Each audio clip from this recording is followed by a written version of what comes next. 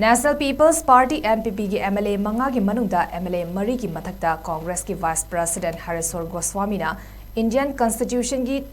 10 suba schedule ki Mathakta Tharakhiba Disqualification case ki hearing Lakliba February 12 gi Ayuk pung 8 makhai TABA MATAMDA Manipur Legislative Assembly ki Speaker ki Tribunal da hearing Chatharagani Hiramasi ki matangda Assembly Asigi Secretary K Megasit Singna Cherol ama thokre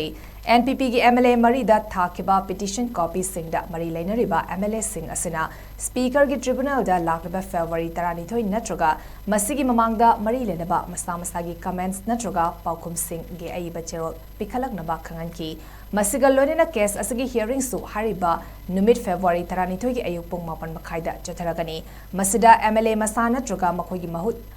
Mihut haibadi leader hariba numit asida speaker ki tribunal da lakna basu khanganki panbayai madadi Congress ki Vice President oriba Hariswar Goswami na NPP ki MLA Mari asigi mathakta party asina hausik paliba